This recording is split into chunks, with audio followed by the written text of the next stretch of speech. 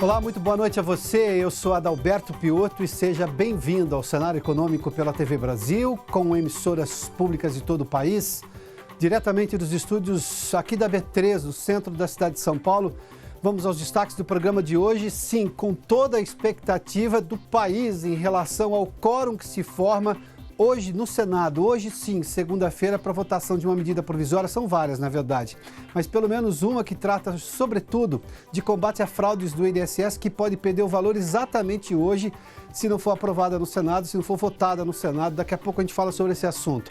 1 bilhão é o valor da série de multas que a Receita Federal aplicou a mais de 5 mil empresas por encontrar uma série de irregularidades. O Boletim Focus traz uma nova revisão do PIB e, de novo, para baixo. Isso chama a atenção, mas tem um detalhe que precisa ser analisado aí também. Daqui a pouco falamos um pouquinho mais sobre esse assunto. O que esperar do mercado de ações para este ano? Eu conversei com o Luiz Bassi, o maior aplicador, o maior investidor, pessoa física da Bolsa. Ele dá dicas e faz uma análise entre o que é ser investidor e o que é ser especulador na Bolsa de Valores. Hoje também Bolsa estável e dólar em queda, tudo isso no cenário econômico que está no ar.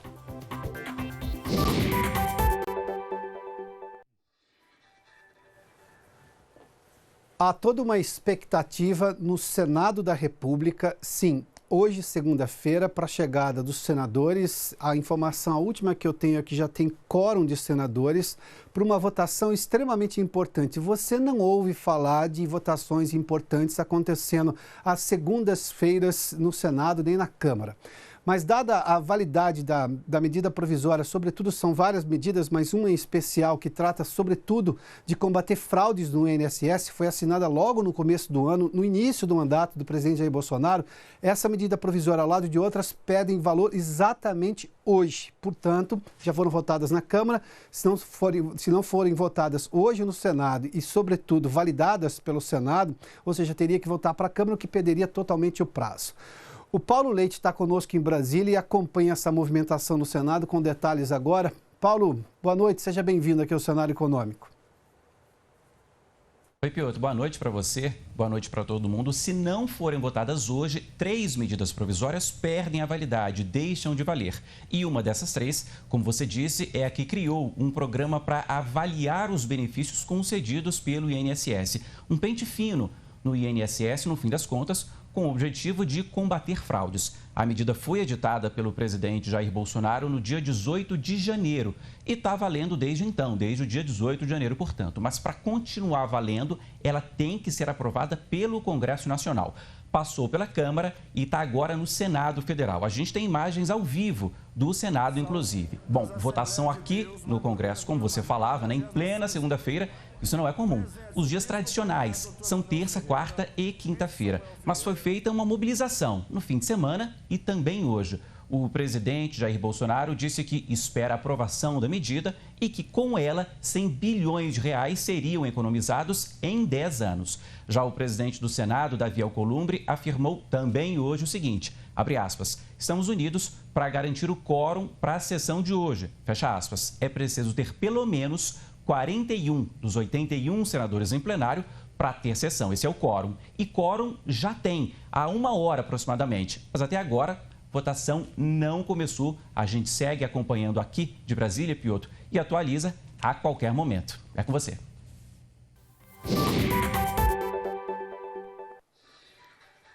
Muito obrigado, Paulo. Vamos fazer 2 observações sobre esse caso. A medida provisória foi editada lá em janeiro. Medida provisória tem força de lei, tem 120 dias para ser avaliada pelo Congresso. Se o Congresso não avalia, pede-se o valor e aí volta-se a lei anterior que foi alterada ou que nem existia antes da medida provisória. Bom, não dá nem para culpar muito o Senado, porque qualquer medida provisória passa antes pela Câmara. Por que será que os deputados demoraram tanto para votar uma medida provisória? Por que se esperar justamente o fim da validade, praticamente o final da validade, o prazo final da validade para se votar uma medida provisória? Bom, vem de novo aquela discussão, mas o governo precisa de articulação e tudo mais. Pô, mas senadores e deputados têm dever constitucional de comparecer e, obviamente, fazer pelo país. Convenhamos, as pessoas sabem das suas responsabilidades. Precisa se minimizar um pouco a discussão do rame-rame político, porque um deputado tem responsabilidade social, um senador tem responsabilidade social e não é deixar vencer medida provisória. Tem que dizer sim ou não para a medida provisória que foi ditada pelo governo da época, no caso, o governo do presidente Jair Bolsonaro.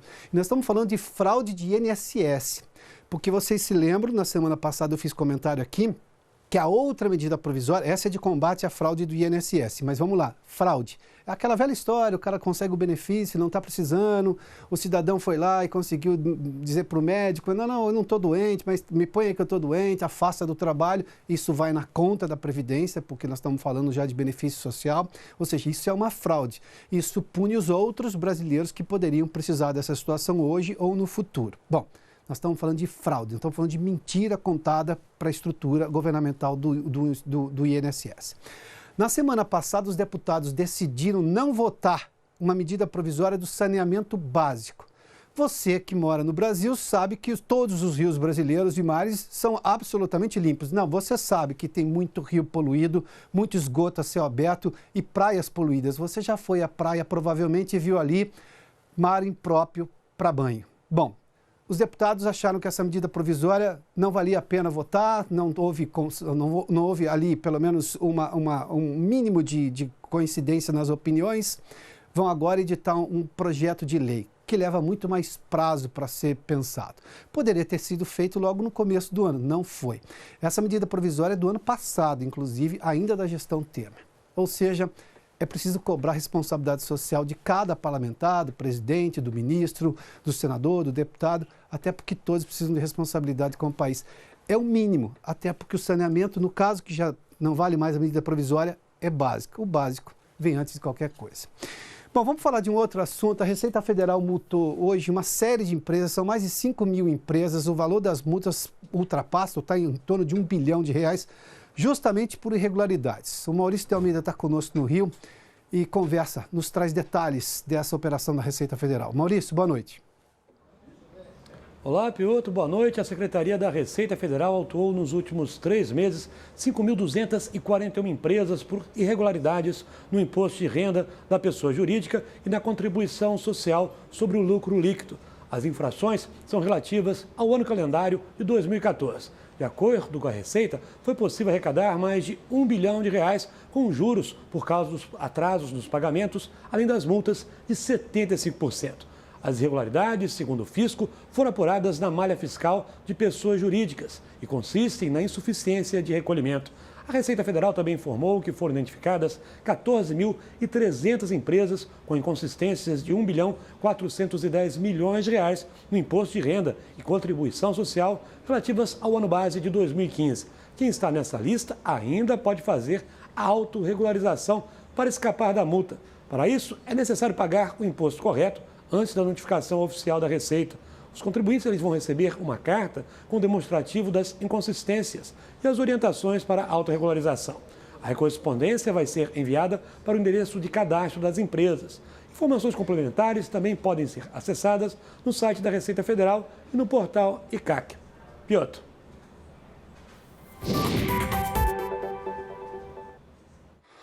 Muito obrigado, Maurício. Bom, vamos dar uma olhadinha no Boletim Fox. Você sabe, sempre às segundas-feiras, o Banco Central divulga o boletim com expectativas econômicas e chama atenção para, mais uma vez, uma redução forte na previsão de crescimento da economia para esse ano, uma revisão para baixo do PIB. Vamos dar uma olhadinha aqui, o boletim foi divulgado hoje, está aqui, o PIB está em destaque.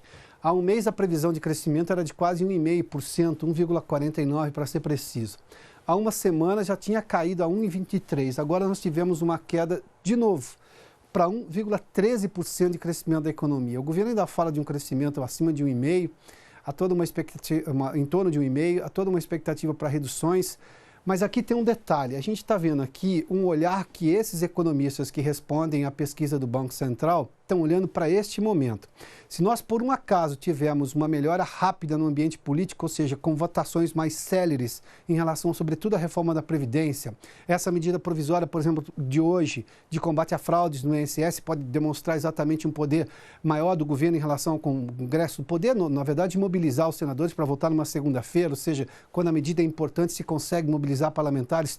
Tudo isso pode mudar a expectativa desses economistas, mas, por enquanto, o crescimento previsto é de 1,13%, o que repetiria praticamente o crescimento do ano passado e de 2017. O IPCA, a previsão de inflação teve uma queda de 4,10 para 3,98, a gente viu índices de inflação recuando na última semana. A produção industrial, curiosamente, apesar de uma queda no PIB, a produção industrial teve uma oscilação positiva. Foi de 1,47% para 1,49%. Eu tenho economistas que são pessoas com as quais eu converso, alguns respondem à pesquisa Focus, claro que isso aqui é uma média ponderada de todos os que respondem. Alguns são economistas que respondem à pesquisa do Banco Central, outros não. E a maioria deles discorda desses valores, que na verdade eles dizem que o Boletim Focus está pessimista demais em relação à economia, que o crescimento tende a ser maior do que esse 1,13%, sobretudo porque houve uma melhora nesse andamento das coisas políticas que têm influência diretamente na economia, como, por exemplo, as votações no Congresso, e nós estamos falando, sobretudo, de andamento da reforma da Previdência nesse aspecto, sobretudo. Mas aqui haveria uma chance de, no segundo semestre, ter-se uma certa recuperação. Mas aqui está muito claro que aqui o mercado está olhando para aquela divulgação do PIB do primeiro trimestre, que foi, na verdade, um recuo da economia. Nós tivemos uma retração econômica pelo IBGE e, claro, influenciou essa posição, pelo menos momentânea, dos economistas do Boletim Focus. O dólar se manteve na semana passada também, era 3,80, essa é a previsão desta semana. Bom, daqui a pouco eu falo do Ibovespa. Vamos primeiramente conversar com a Vanessa Casalino, porque falando sobre produção industrial com uma oscilação positiva aqui, nós tivemos um primeiro trimestre muito bom para as empresas que fabricam o que se chama de linha branca. Nós estamos falando de fogão, geladeira, máquina de lavar. A Vanessa Casalino tem os números sobre esse crescimento desse setor específico da indústria brasileira. Vanessa, boa noite. Oi, Piotr. Boa noite a você, boa noite a todos. De acordo com a Eletros, a associação que reúne os fabricantes do setor, as vendas para a indústria, as vendas da indústria para as lojas avançaram 11,7% no primeiro trimestre deste ano. Foram mais de 3.700.000 unidades de refrigeradores, fogões e lavadoras. Já no comércio, ou seja, na compra feita pelo consumidor, a alta foi de 5% no número de unidades vendidas e de 10% no valor do ticket médio. Esse aumento no valor do ticket médio reflete repasses feitos pelos fabricantes por conta dos custos nos últimos meses e também a venda de produtos em valores mais altos. A Eletros atribui a melhora no resultado do trimestre a promoções de janeiro e também ao mês de fevereiro com mais dias úteis. A líder do setor, que detém as marcas Brastemp e Consul, registrou uma alta na receita de 20% nesse período, totalizando R$1,7 bilhão. Para a Eletros, esse resultado do trimestre pode indicar uma retomada, mas ainda é cedo para tirar essa conclusão porque ele pode estar ligado à reposição de estoques por causa das vendas na Black Friday e também do Natal. Hoje, por conta da crise, o patamar de vendas do setor está no mesmo nível de 2011 e a capacidade ociosa está estimada em torno de 40%. Piotr.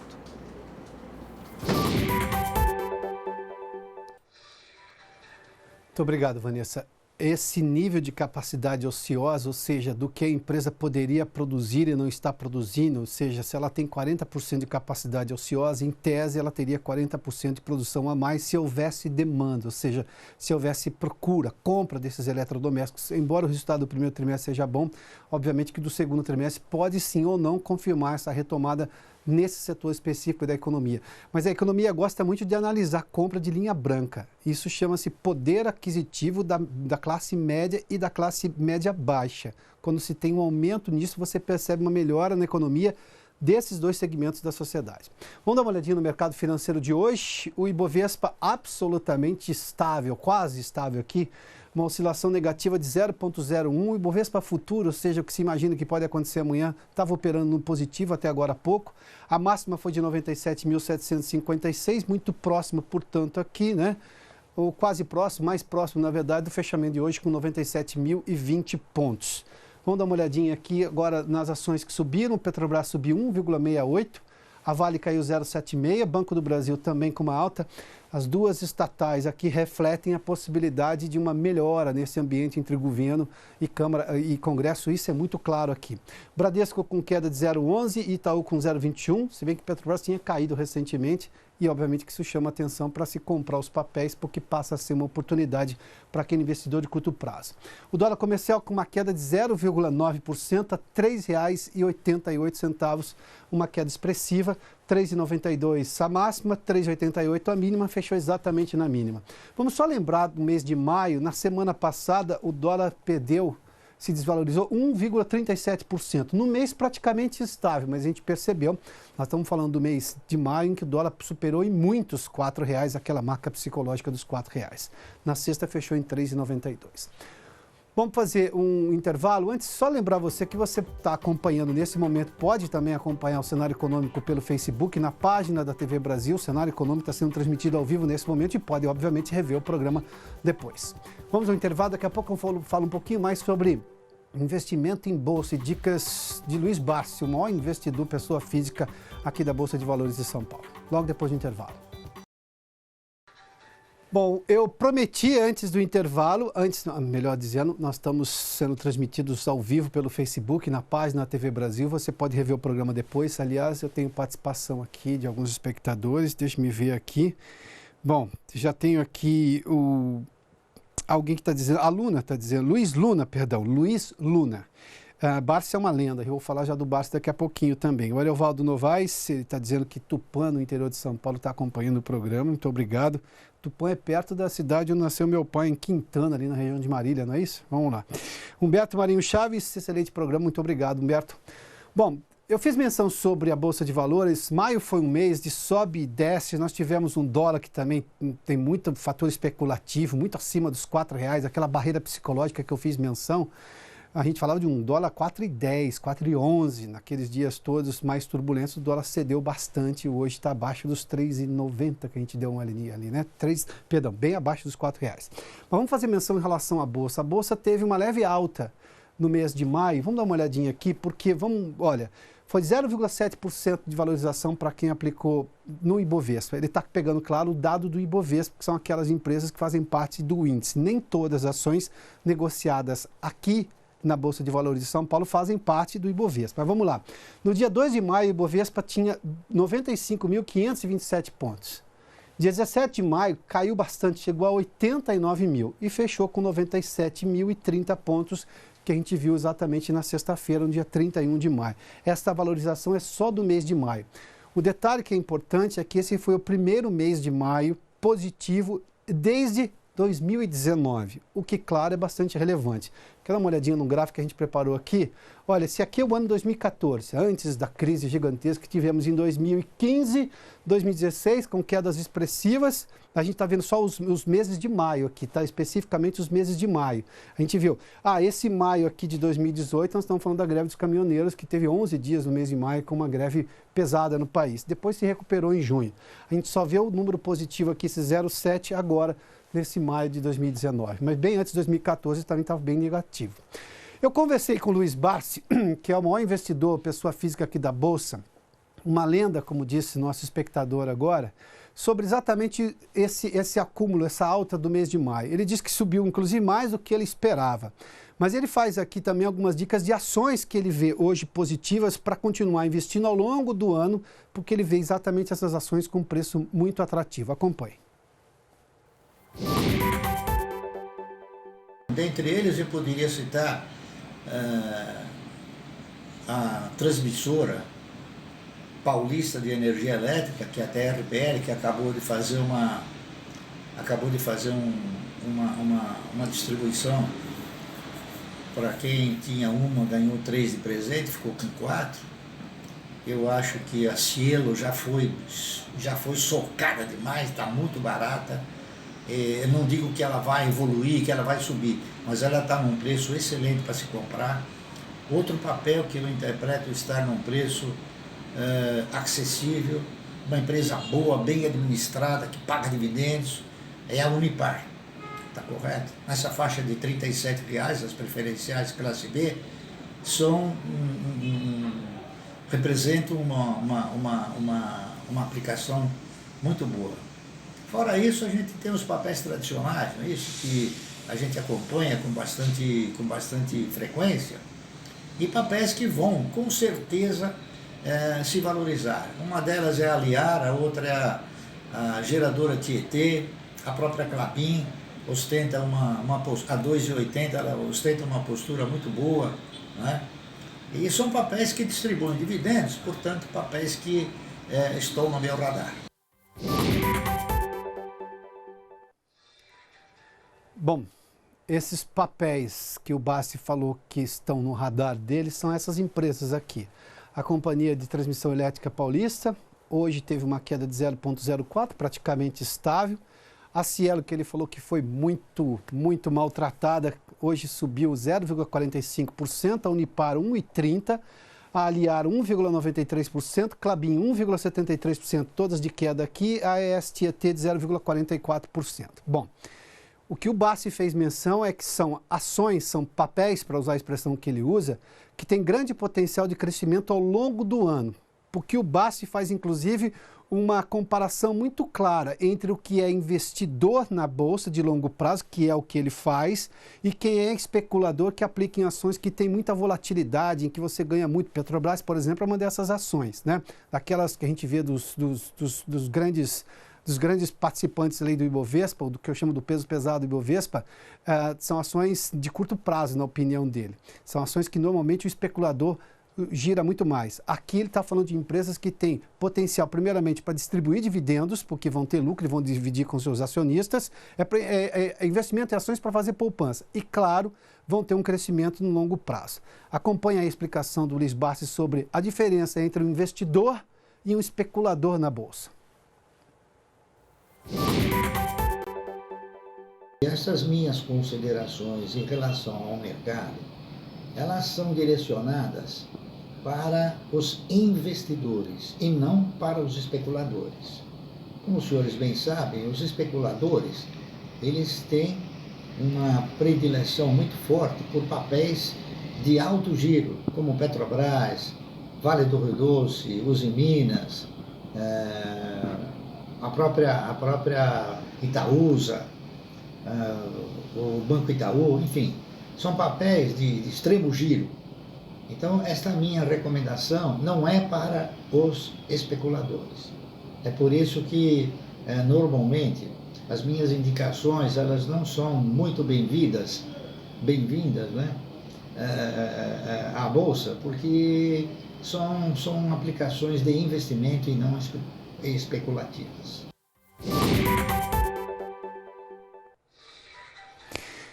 O Bassi já veio aqui ao Cenário Econômico 2 vezes, conceder entrevistas mais longas. A gente vai trazê-lo novamente aqui, porque, claro, toda uma expectativa em investimentos de bolsa. O Bassi é um craque nesse assunto, ele está há décadas investindo em papéis e no mercado financeiro, quando a gente fala especialmente do mercado de ações. E ele vai falar sobre isso mais uma vez, mas essa tese dele de que investimento em bolsa é de longo prazo já é antiga. Ele é completamente o anti-especulativo. Ele gosta de investir em ações que têm potencial de crescimento a longo prazo e de receber dividendos, porque essas empresas vão crescer, vão ter lucro. Ou seja, já é uma tese bastante conhecida do Bassi. Eu tenho 2 participações aqui. O Cenário Econômico está sendo transmitido pelo Facebook. E me escreve aqui, o William Rezende. Ele pergunta se, com a melhora do cenário político brasileiro e com a votação das reformas, os investimentos estrangeiros poderão migrar para o Brasil a curto prazo. A informação que se tem, Ilho, é que tem dinheiro parado no mundo esperando justamente alguma economia, sobretudo de emergentes. E quando se fala de economia de emergentes, é uma economia que pode lhe trazer crescimento econômico da empresa de 2 dígitos, ou seja, 11, 12, 13, 14, até 20, 30%. Porque em mercados estáveis, como por exemplo o europeu, o americano, é difícil você crescer 2 dígitos, porque já são mercados completamente, do ponto de vista, atendidos em várias demandas. Aqui você tem demanda reprimida por quase tudo, ou seja, há sim a possibilidade de se ter exatamente isso aqui no país, mas aí a reforma da Previdência é extremamente necessária, porque se dá uma ideia de um país estável do ponto de vista fiscal, ou seja, solvente no longo prazo. Hoje o país é devedor, a gente fala disso com muita frequência aqui, o país gasta mais do que arrecada. E a outra pergunta que eu tenho rapidinho aqui será o do Humberto Marinho Chaves, será que há ou haverá uma tendência de alta acima dos 100 mil pontos? Isso depende muito justamente disso, da expectativa que se cria em relação ao crescimento econômico do país. A reforma da Previdência pode sim fazer a Bolsa voltar aos 100 mil pontos e até ultrapassar. Mas isso depende desse ambiente político que tem interferência direta, não somente no especulativo, mas também quem investe em Bolsa no longo prazo, como o Barsi defende esse ponto de vista. Bom, muito obrigado a você que nos acompanhou aqui pela TV Brasil, também pela transmissão no Facebook, na página TV Brasil no Facebook. Obrigado pela sua companhia, pela audiência. Boa noite a você. Amanhã, hoje foi um dia especial para falar de investimento em Bolsa, né? Amanhã a gente está de volta às 6 da tarde aqui pela TV Brasil. Até lá, hein?